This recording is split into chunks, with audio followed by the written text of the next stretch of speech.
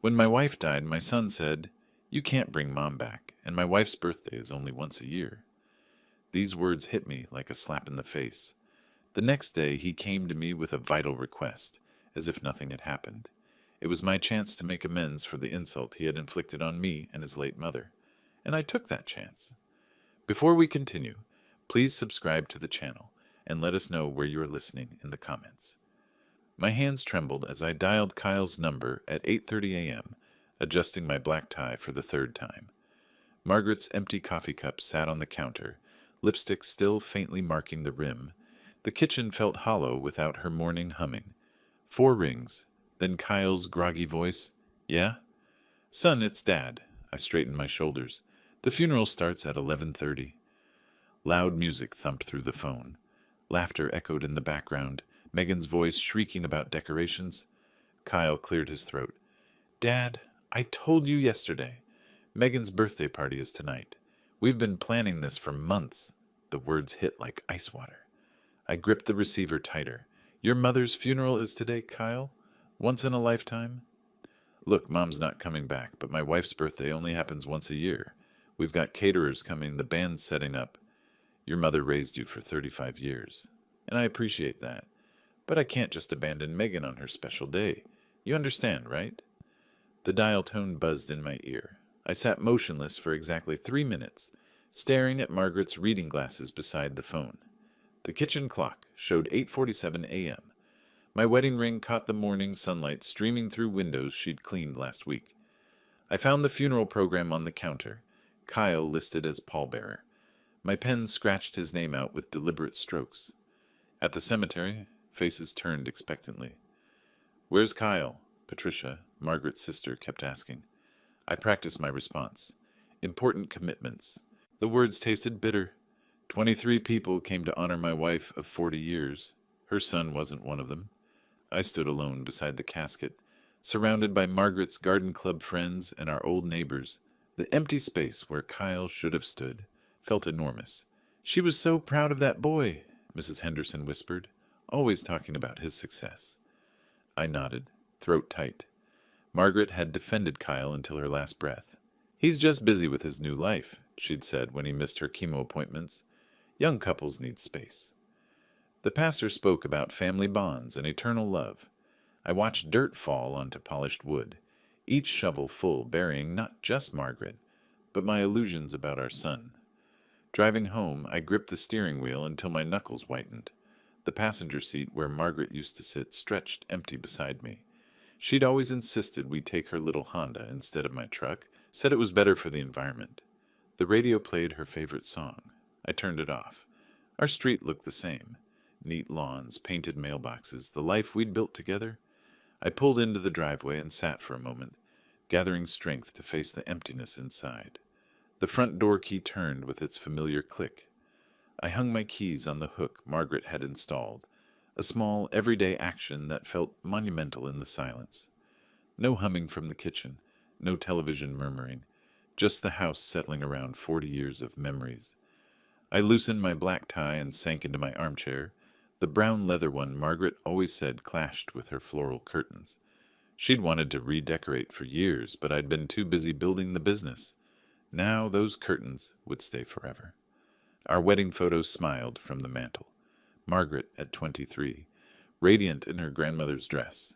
We'd married right here in Davenport, promised each other everything we had. I delivered on that promise, maybe too well. The memories flooded back, unbidden. Kyle taking his first steps across this very living room, chubby hands reaching for Margaret's outstretched arms. Birthday parties with handmade decorations because we couldn't afford store-bought. Margaret working double shifts at the diner while I got the construction company started. She'd never complained. Not when I worked 16-hour days. Not when we ate macaroni and cheese for weeks. "We're building Kyle's future," she'd whisper after he'd fallen asleep between us in our bed, too young for his own room. I found her Bible on the nightstand, bookmarks still marking Psalms. A handwritten note fell out. "My dearest Alan, please don't let Kyle forget us. We gave him everything we had. I hope that was enough. All my love, M." My hands shook reading her careful script. In the closet, I discovered the special box she'd hidden, Kyle's report cards, saved from kindergarten through college. Every A+ celebrated, every achievement treasured. She'd written little notes on each one. So proud? Our brilliant boy. The graduation photos hurt most. Kyle in his cap and gown, degree paid for with Margaret's overtime hours and my weekend jobs. Total cost $200,000. His proud smile never acknowledged the sacrifice behind his success. I pulled out my calculator and started adding. The house down payment I'd given him, $350,000. His wedding to Megan, $75,000. His first car, $35,000. Graduate school he'd insisted on but never used, $48,000. The emergency loans for vacations, Megan's shopping, failed business ventures. Margaret's coffee mug still sat in the dishwasher. Her romance novel lay open on her nightstand, bookmark waiting for eyes that would never read again. Get well cards from friends covered the kitchen counter, people who'd cared more about her final months than her own son. The numbers kept climbing. Kyle's total, take over 15 years, $847,000, nearly $1 million of our lives, handed over with love and hope. I remembered my own father, a hard man who'd given me nothing but the expectation to make my own way. Build your own character, he'd said. Maybe he'd been right. Darkness fell outside. I didn't bother turning on lights. A car pulled into the driveway, engine idling. I didn't get up to check. If Kyle wanted to talk, he knew where to find me. The engine revved and drove away. At 6 a.m., I sat at my mahogany desk with file folders spread in precise rows. Kyle, education. Kyle, house. Kyle, wedding. My coffee grew cold as I opened the calculator app and began the reckoning Margaret had been too kind to demand. The reading glasses reflected my computer screen as I pulled up bank records. 15 years of transactions, each one marked transfer to Kyle or loan Kyle emergency. The papers rustled in the quiet house. The only sounds in my new reality. College tuition first. 4 years at $52,000 each. I remembered writing those checks. Margaret working extra shifts to cover our own bills, while our son partied at Iowa State. Then graduate school, another $48,000 for an MBA he'd never used, dropping out of the program to find himself in Europe. That European trip, $35,000. Just temporary, Dad, until I get established. The house purchase nearly broke us. Kyle at 25, standing in our living room with Megan's ring on her finger. We found the perfect place, but we're a little short on the down payment. $350,000. I'd co-signed the mortgage, covered every penny of the down payment. Family helps family, Kyle had said, hugging me tight. I'll pay you back once the business takes off. What business? He'd been working for me since graduation, drawing a salary he hadn't earned while learning skills I'd hoped he'd value. Margaret's secret notebook fell from the files, her handwriting documenting every sacrifice. Anniversary dinner canceled, needed $5,000 for Kyle's car repair. Postponed my doctor visit. Kyle's wedding costs higher than expected. Bought generic groceries this month. Sent Kyle money for Megan's birthday. Her final note cut deepest. We gave Kyle everything. I hope he remembers us kindly. The calculator's numbers climbed. $847,000. More than $750,000. My father had given me $20 and a handshake when I left home. I'd built everything from nothing, and Kyle saw it all as his inheritance to spend while we were still alive. I remembered him calling my company a family business last Christmas, as if he'd built it beside me instead of walking into a ready-made position. Megan had nodded approvingly, already planning how to spend profits I'd earned with 40 years of labor. My business mindset kicked in. This was a problem requiring a solution, not grief requiring comfort. I'd been emotional too long, making excuses for behavior Margaret had worried about in private. Maybe we're doing too much for him, she'd whispered after Kyle's latest emergency. Her photograph watched from the desk corner as I closed the files. I stood up with new resolve, feeling something harder than grief settling in my chest. You were right to worry, I told her picture. The phone rang. Kyle's name lit up the caller ID. I stared at it for 4 rings, and then answered, Hey, Dad. Hope you're doing okay after yesterday. Kyle's voice carried that familiar, cheerful tone, the one he used when he needed something. I noticed he didn't mention the funeral specifically, didn't ask how I was coping without Margaret. I'm managing, I kept my voice steady, staring at the financial documents scattered across my desk. Good, good. Listen, I'm calling because we need to cover some unexpected costs. Megan's party went amazing, but we kind of went overboard. You know how it is. You only turn 32 once, right? In the background, I could hear Megan's voice. Tell him about the band. Yeah, so we hired this incredible live band, took everyone to that new steakhouse downtown, got Megan this gorgeous diamond bracelet. She deserves the best, you know? But now the credit card bills are coming in, and we're looking at about 15,000 in immediate payments. 15,000, I calculated quickly. Loan number 47, over 15 years. Yesterday I'd buried my wife. Today my son wanted money for a party. So can you just wire it to my account today? Megan's really stressed about the bills, and you know how she gets when she's worried. The moment stretched between us. I looked at Margaret's photograph, then at the neat columns of numbers documenting Kyle's total cost to our marriage. No. Silence. Then, what do you mean, no? Is there a problem with the bank? I mean, no, Kyle. I won't be giving you any more money. The cheerful mask slipped from his voice. Are you seriously saying no to me right now? After everything we've been through this week? Everything we've been through. As if he'd suffered through Margaret's funeral instead of throwing a party. You're 35 years old, Kyle. So, what does that have to do with helping your son out of a jam? It's not like you can't afford it. Megan's voice escalated in the background. Tell him we need that money. We already spent it. I said no. The words felt strange in my mouth. The first time I'd ever denied Kyle anything. This is unbelievable. His voice turned cold. Mom just died, and you're being petty about money. She'd want you to help us. The manipulation was so casual, so practiced. How many times had he played this card? How many times had Margaret and I folded because he invoked family loyalty? Your mother wanted you at her funeral. Kyle's breathing grew harsh. Fine, fine. We'll figure this out ourselves. Max out more cards, borrow from Megan's parents, whatever. But don't expect us to come around much anymore if this is how you're going to be. The threat hung in the air. For 35 years it had worked perfectly. Kyle's presence as a reward for Alan's money, his absence as punishment for saying no. I understand, I said calmly. You... what? I understand. Take care, Kyle. I hung up before he could respond. The phone sat silent on my desk, no longer an instrument of manipulation. For the first time in decades, I'd ended a conversation with my son on my terms. I opened my laptop and scrolled to Kyle's employee file. Tomorrow morning, we'd have a different kind of conversation, one conducted in the office where I was the boss, not the father who'd forgotten the difference. If Kyle wanted to treat me like a stranger, I'd accommodate him professionally. At 7:30 a.m., I walked through Foster Construction's lobby, 2 hours before Kyle's usual arrival.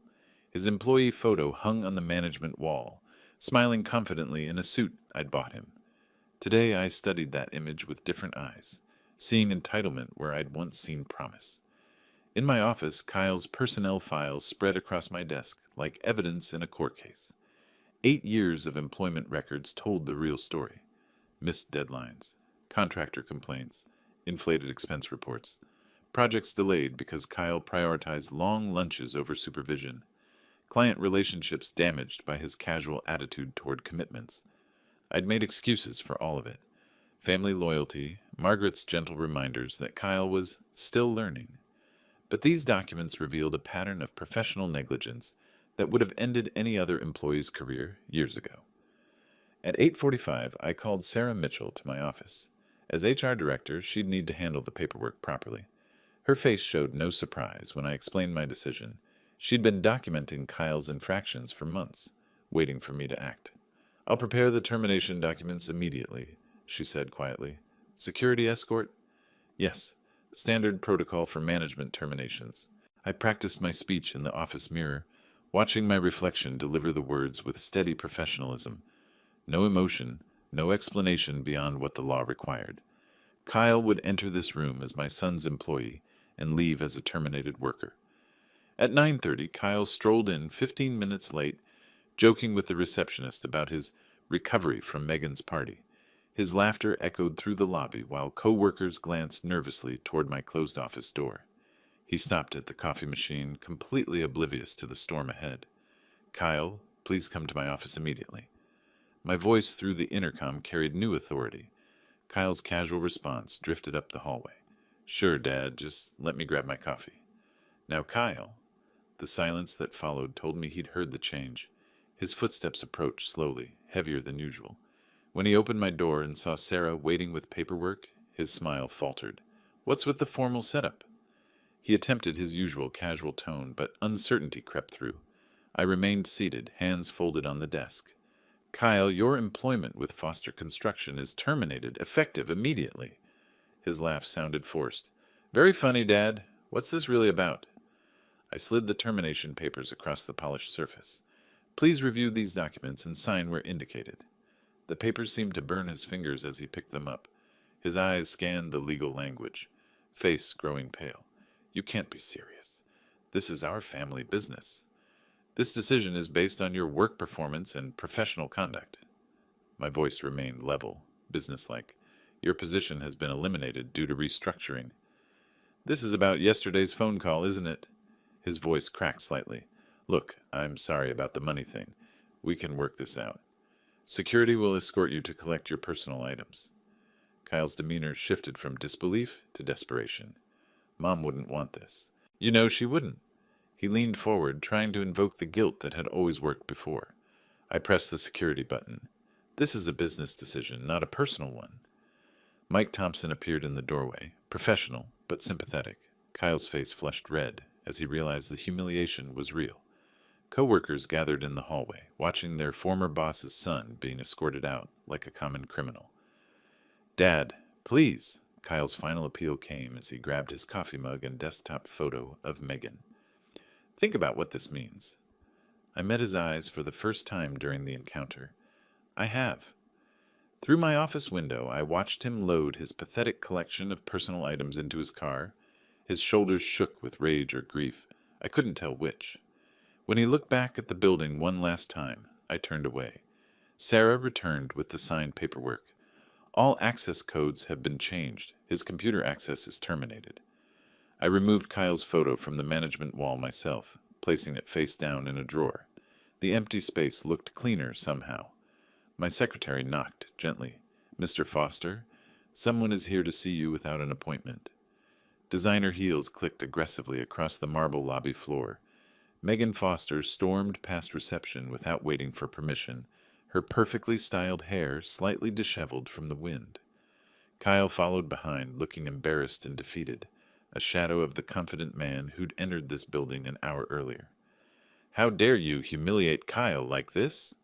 Megan's voice carried through the open office door as she pointed an accusatory finger at me. I remained seated, not acknowledging her theatrical entrance. Kyle positioned himself between Megan and my desk, his embarrassment deepening.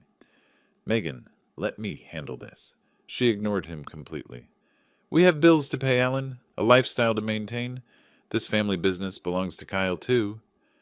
This is a private workplace, I said calmly. You need to leave. Her face flushed deeper red. We deserve severance pay, at least 6 months. Kyle's worked here for 8 years. You owe us. Kyle's weak attempts at mediation fell on deaf ears. Dad, please, can we discuss this privately? No, Megan cut him off. He needs to hear this. I know about wrongful termination laws. Kyle was an at-will employee, I replied evenly. No severance is required by law or contract. Megan's attacks turned personal with venomous precision. Margaret would be ashamed of how you're treating her son. You're having some kind of breakdown, aren't you? Just a bitter old man taking out your grief on us. Kyle's face went white. Megan, please don't say that. My jaw tightened, but I maintained composure. This was exactly the reaction I'd expected from her, manipulation disguised as righteous anger. Kyle tried desperately to regain control. Dad, I know I messed up with the funeral. I'm sorry. But destroying my career won't bring Mom back. Think about what this means for our family, for future grandchildren. The words hung in the air like smoke from a dying fire. I looked at this man who shared my DNA but none of my values. What family? Megan's financial threats escalated quickly. We'll sue for our share of Margaret's estate. Kyle is entitled to half of everything. We know about the life insurance policy. Margaret left everything to me. The simple truth deflated her bluster momentarily. That's impossible. We're consulting a lawyer. I pressed the security button as Megan's voice reached dangerous levels. Mike Thompson returned with backup, their presence filling the office doorway. Several employees had gathered in the hallway, drawn by the commotion. "I'm not leaving!" Megan screamed as security approached. "This is theft! This is abuse!" Her resistance was futile but loud. The entire office heard her threats and accusations as she was escorted through the lobby. Kyle's humiliation reached new depths, watching his wife being physically removed from his former workplace. When the noise faded, Kyle remained alone with me. His last-ditch emotional manipulation came in a whisper. "I'm all the family you have left." The words were meant to break me. Instead, they clarified everything. I looked at this stranger who'd worn my son's face for 35 years and delivered the truth he needed to hear. "No, you're just someone who used to be my son." Kyle's face crumbled.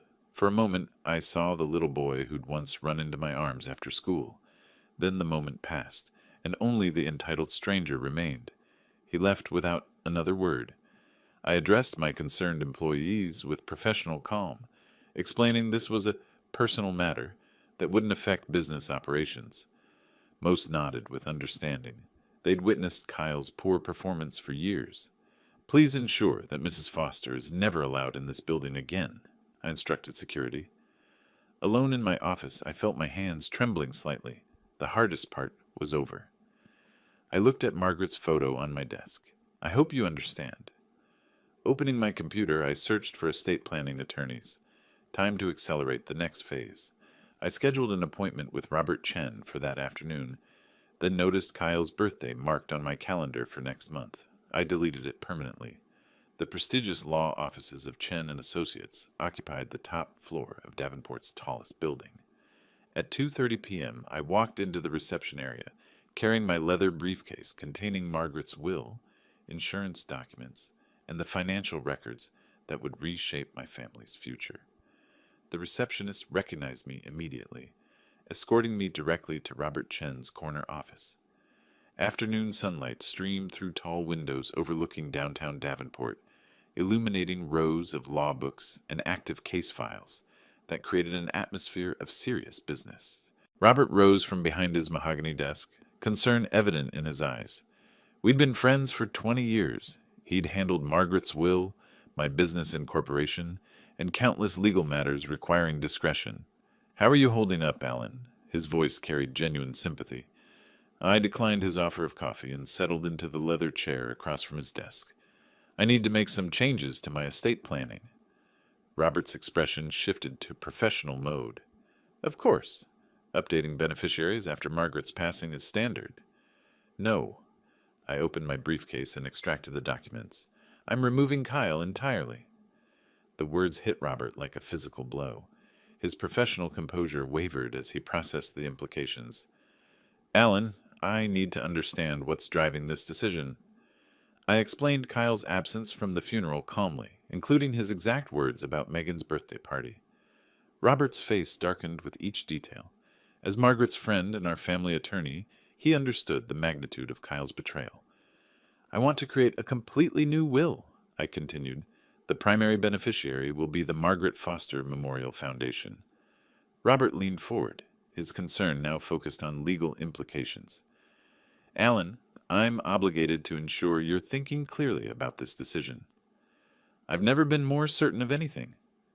I outlined my vision: education scholarships for underprivileged children, cancer research funding, causes Margaret had supported throughout her life. Kyle is to be explicitly excluded, along with any future descendants. Robert's admiration grew as I detailed the foundation structure. Moving company assets into an irrevocable trust would protect everything from potential lawsuits. I would retain control during my lifetime, with the foundation assuming ownership upon my death. "We'll need to change all insurance beneficiaries," Robert noted, making detailed notes. "This is extremely thorough planning." I had decided the family home would be sold, proceeds donated to the foundation. Margaret's jewelry would be auctioned for charity. The only exception, Margaret's wedding ring would be buried with me when my time came. What about Kyle's childhood belongings? Robert asked gently. Donated. I'm systematically removing Kyle from my life. Robert fulfilled his professional duty by questioning my mental state and decision-making capacity. My rational responses and detailed planning demonstrated clear thinking. He gradually shifted from concerned friend to admiring professional. The formal signing ceremony involved 2 legal witnesses from Robert's firm. My steady signature contrasted with the magnitude of each decision. Robert explained that these documents took immediate legal effect. Kyle was now completely disinherited. I want Kyle to receive formal notice of this change, I instructed. Additional legal protections followed quickly. Power of attorney documents removing Kyle's authority. Medical directives excluding him from healthcare decisions. A living will with specific instructions about my care. Robert documented my mental competency thoroughly.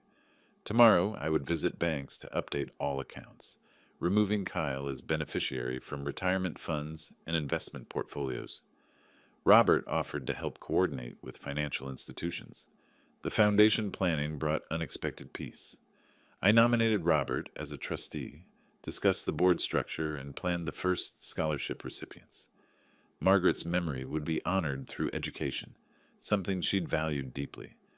Margaret would be proud of this foundation, Robert said as we concluded. She always believed in education and helping others. For the first time in days, I felt genuine satisfaction instead of cold determination. Robert understood this wasn't revenge, it was justice. My transformation from grieving father to purposeful philanthropist was complete. We shook hands outside the law office. My phone showed 3 missed calls from Kyle, the first sign he was realizing the seriousness of his situation. I deleted the voicemails without listening and walked toward my car. The next phase awaited. The Davenport Country Club's elegant lobby welcomed me with familiar luxury. Mahogany panels, crystal chandeliers, and oil portraits of founding members created an atmosphere of old money and established values. As treasurer of the monthly board meeting, I'd walked these halls for 15 years. 12 board members gathered around the polished conference table, discussing routine club business before our official meeting. The smell of leather furniture and fresh coffee mingled with whispered conversations about recent events. William Hayes, our board president, approached with genuine sympathy. Alan, the memorial service was beautiful. Margaret would have been pleased. Thank you for the flowers, I replied graciously. Patricia Morton, Margaret's sister and a longtime member, joined our conversation. I kept looking for Kyle during the service. Where was he? The question I'd been expecting hung in the air. I paused, then decided truth would serve Margaret's memory better than diplomacy. Kyle chose not to attend his mother's funeral. The shocked silence spread like ripples across water. Patricia's face went pale. What do you mean, chose not to? I delivered Kyle's exact words about Megan's birthday party being more important. The visible disgust on board members' faces told me everything about their values. Values Kyle had abandoned. William's wife Nancy had been eavesdropping from the hallway. Within minutes, she was making phone calls. The story reached the ladies' bridge club within an hour, then spread through Davenport's social elite like wildfire. I returned home unaware of the social storm I'd unleashed. The first consequences struck Megan the next morning. Her yoga instructor at the exclusive studio asked her to leave mid-session. We prefer members with family values, came the cold explanation. Kyle's lunch invitation at the country club was rescinded with a polite but firm phone call. Their regular table at Romano's restaurant became permanently unavailable. Megan's confusion turned to growing anger as patterns emerged. Saturday morning brought Kyle's most humiliating moment. His golf foursome made transparent excuses and left early. The pro shop manager suggested Kyle might be more comfortable elsewhere. He walked to his car alone, understanding that everyone knew about the funeral. Megan's shopping experience at Bergdorf's boutique shattered her remaining illusions. The sales associate's cold reception replaced years of warm service. Her credit application faced mysterious delays. The manager suggested she might prefer shopping elsewhere. Kyle's professional isolation proved equally devastating. Job interviews were canceled without explanation. Former business contacts stopped returning calls. His networking lunch at the Chamber of Commerce became awkward and brief. Potential employers knew the story before he arrived. The final straw came at Elite Salon, where Megan's regular appointment was suddenly canceled. Overhearing other clients discuss her heartless husband, she fled in tears. The local newspaper's society columnist mentioned the disappointing absence at Margaret's service. Church congregation members expressed open disapproval. Former friends avoided Kyle and Megan at public events. Kyle's desperate attempts to explain the situation fell on deaf ears. His claims that I was exaggerating met with universal disbelief. Davenport's tight-knit community had rendered their verdict. Megan's breakdown was inevitable. She confronted Kyle about their ruined reputation, demanding he fix this situation immediately. When Kyle admitted he didn't know how, she threatened to leave him if things didn't improve. I heard about these social consequences from various sources, feeling satisfaction that justice was being served naturally. Davenport's values aligned with my own: family loyalty, respect for the dead, basic human decency. Kyle had violated all of them. The community was honoring Margaret's memory by rejecting those who dishonored it. My phone rang during breakfast. The bank manager's voice carried professional concern. "Mr. Foster, Kyle and Megan's mortgage payment is 30 days overdue. You're still guaranteeing the loan, correct?" I paused, considering the implications. I'd like to schedule a meeting tomorrow morning to discuss changes to my guarantees. Financial pressure would complete what social exile had begun. At 9 a.m., I walked through First National Bank's marble lobby, past the oil portraits of founding members who'd built their fortunes on honest work and family values. Bank manager David Harrison's corner office overlooked the Mississippi River, where barges carried cargo that built Davenport's prosperity for generations. David's nervous demeanor was evident as he reviewed Kyle and Megan's files spread across his mahogany desk. Mortgage papers, loan agreements, and guarantee forms created a paper trail of financial dependency that was about to end. "Alan, I appreciate you coming in on short notice." David's voice carried uncomfortable formality. "Kyle's mortgage is now 60 days delinquent. The amount due is $18,400. I sat perfectly composed, hands folded. "I understand you need my guarantee payment." "Well, yes, as you've done for the past 3 months." David's assumption hung in the air like smoke before a fire. "I'm withdrawing my guarantee, effective immediately." The banker's face went pale. I don't understand. You've guaranteed this loan for 8 years. I presented pre-drafted legal documents from Robert Chen's office.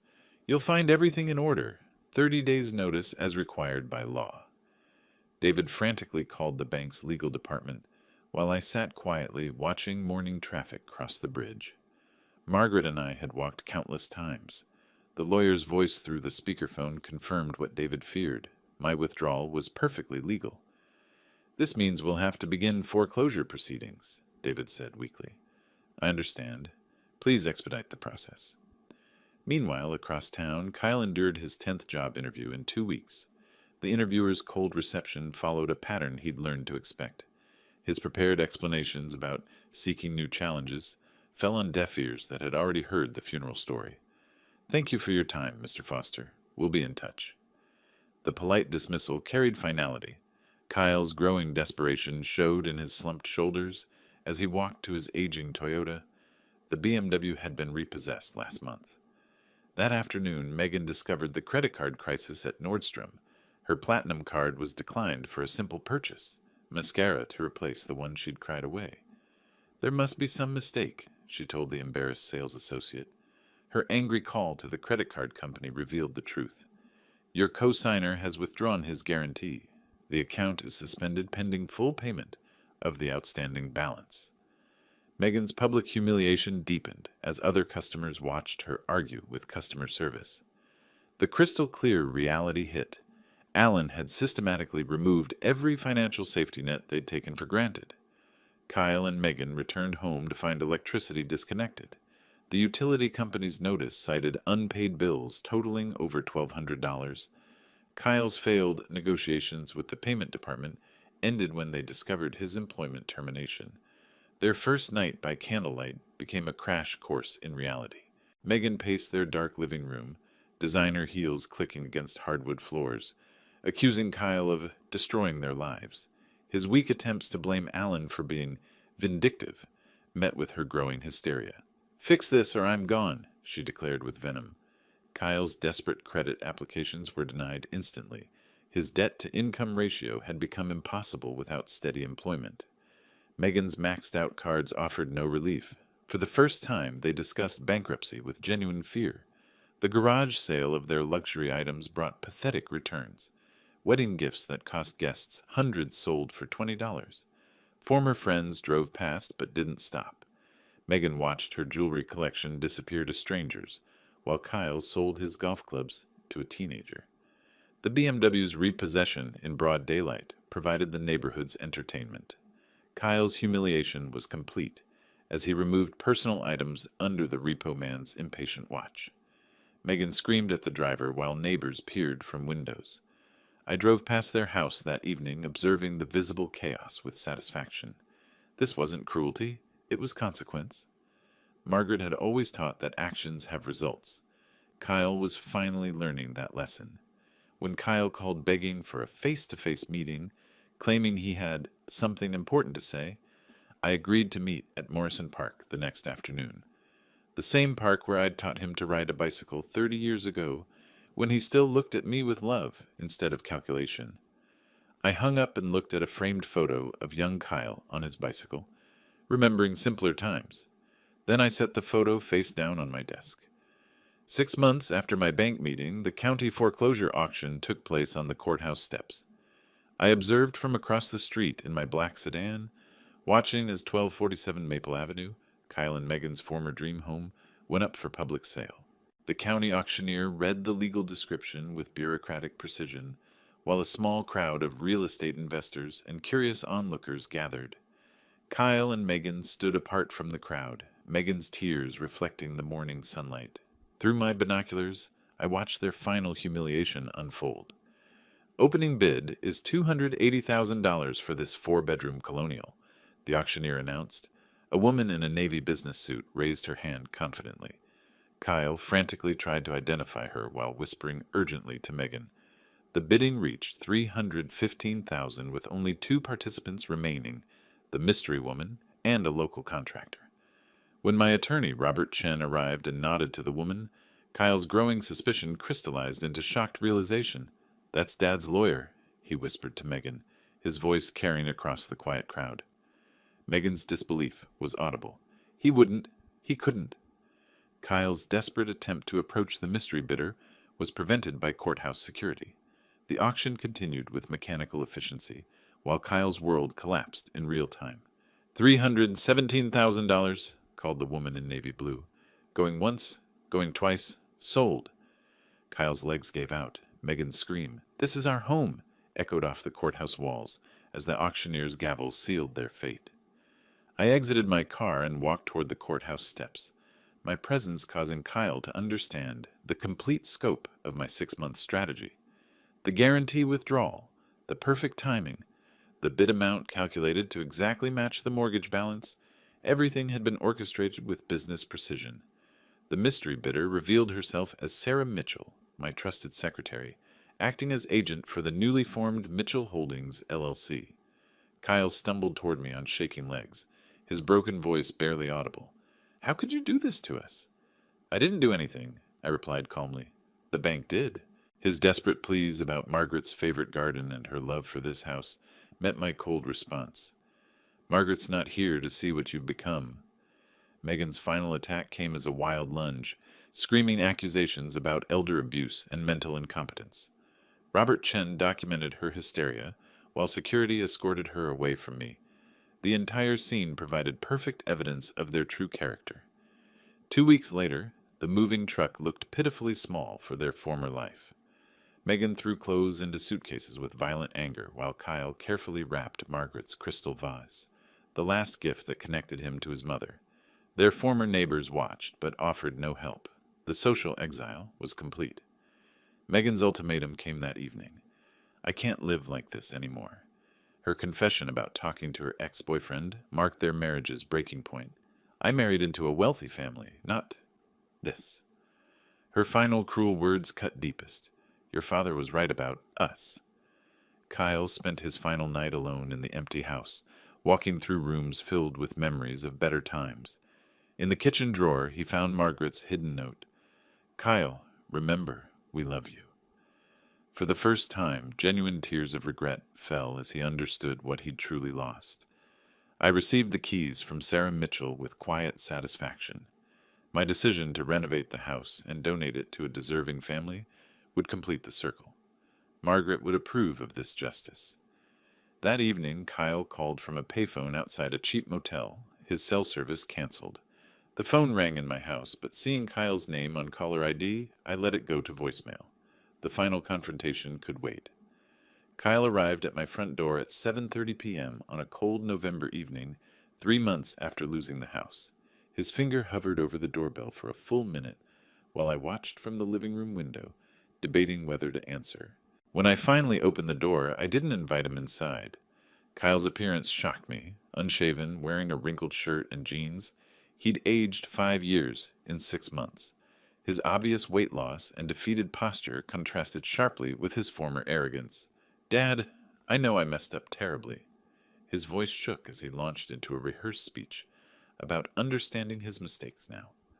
I listened impassively from the doorway as he described living in a studio apartment above a laundromat, working at a gas station for minimum wage, and Megan leaving him for her ex-boyfriend, who owned a restaurant chain. I've learned my lesson about what really matters, he claimed. When he switched tactics, suggesting I was lonely in this big house, and offering to be the son Mom wanted me to be, I recognized every manipulation technique he was using. When is your mother's birthday? I asked suddenly. Kyle paused, then guessed wrong. June 15th? What was her favorite flower? Roses? Another wrong answer. Margaret loved daisies. My realization was complete. Kyle had never really known Margaret at all. His growing frustration with my questions revealed his true nature. The old entitled tone crept back. This is ridiculous. Just tell me what you want me to say. Eventually, his real purpose emerged. Okay, yes, I need help. The eviction notices, the desperate promises to pay me back when I get on my feet, the suggestion that I was wealthy enough to help family. Kyle still saw me as an ATM. His final manipulation involved Margaret. Mom would be heartbroken to see us like this. She always believed in second chances. I miss her too, Dad. We both loved her. For a moment I wavered, remembering Margaret's kind heart. Then I realized this was exactly what Margaret had feared. You want to know what your mother really thought? I retrieved Margaret's hidden journal from her nightstand and read her own words. I'm worried Kyle only loves our money. What if we've raised a child who can't love? Kyle's shocked silence told me everything. Margaret died knowing what you really are, I said calmly. She changed her will before dying. She left you nothing because she knew you'd waste it. Kyle's mask finally dropped completely. His angry threats about contesting the will and calling me senile revealed his vindictive nature. His final cruel words, I hope you die alone in this house, gave me complete satisfaction at seeing his real character. I stepped back and closed the door quietly. Kyle pounded on it for several minutes while I walked to the kitchen and made tea as if nothing had happened. When his car finally drove away, I sat in Margaret's favorite chair, holding her journal, feeling completely at peace for the first time since her death. Looking at our wedding photo, I said quietly, It's finished, my love. 1 year later, I walked through Riverside Cemetery on a sunny May morning, carrying fresh daisies to Margaret's grave. Birds sang in the oak trees while spring flowers bloomed along the walking paths. I looked healthier and more at peace than I had in years. Kneeling beside Margaret's polished granite headstone, I arranged the new daisies while speaking softly about the Margaret Foster Memorial Foundation's thriving first year. 20 scholarships awarded to deserving students, $200,000 donated to cancer research in Margaret's name, the community center dedication planned for Margaret's birthday. Kyle works at Sam's gas station on Route 6, I reported matter-of-factly. His divorce was finalized. Megan remarried to her restaurant owner. Kyle lived in complete social isolation and financial struggle. I felt no satisfaction in his suffering, only justice. Leaving the cemetery, I stopped at Morning Glory Diner. Kyle worked behind the counter, wearing the stained uniform. Our eyes met across the diner. His shocked recognition and visible shame were palpable as I calmly ordered coffee, treating him like any service worker. "How are you doing, Dad?" Kyle's voice carried genuine humility for the first time. "I'm well, thank you." "I know sorry isn't enough," he said quietly. "No, it isn't." Kyle's admission surprised me. "I understand now what I lost. It was never about the money, was it? You wanted me to love you, not your wallet." "Your mother won that, too." For the first time, Kyle's tears seemed genuine. "I did what I had to do," I explained. "Margaret would have approved. I have no regrets about any of it." "I know," Kyle accepted. "I deserved all of it." "Yes, you did." When Kyle asked if there was any way back, I answered honestly, "I don't know. Maybe. You'd have to prove you've really changed, not with words. Show me through your actions." I described my new life: volunteer work at the community center, new friendships with other volunteers, Sunday dinners with the Johnson family whose daughter received a scholarship. I was dating Grace, a kind widow from church. My life was full of purpose and genuine relationships. Visiting Sarah Patterson, our first scholarship recipient, brought deep satisfaction. Her gratitude for the opportunity to attend nursing school, her letter to Margaret's memory on the foundation website. Margaret's memory lived on through education. Driving home past Kyle's old house, I saw the Ramirez family had transformed it into a home filled with love and gratitude. Mr. Ramirez waved from the garden Margaret once tended. Children played where Kyle once played. The house embodied everything Margaret had valued. That evening I prepared dinner in the kitchen I once shared with Margaret, setting one place without sadness. My phone rang with Grace calling about our weekend plans. I smiled, the first genuine happiness since Margaret's death. Standing in the garden at sunset, pruning Margaret's rose bushes, I felt the peace of a man who fought for justice and won. My certain knowledge that I'd honored my wife's memory brought complete satisfaction. Going to bed early, I slept soundly for the first time in 2 years, dreaming of Margaret smiling and telling me, "You did the right thing, Alan. I'm proud of you." Justice was served. Love had required tough choices, but the right choices. Rest in peace, my love. If you like this story, please like this video, subscribe to the channel, and share your impressions of this story in the comments. To listen to the next story, click on the box on the left. Thank you for watching.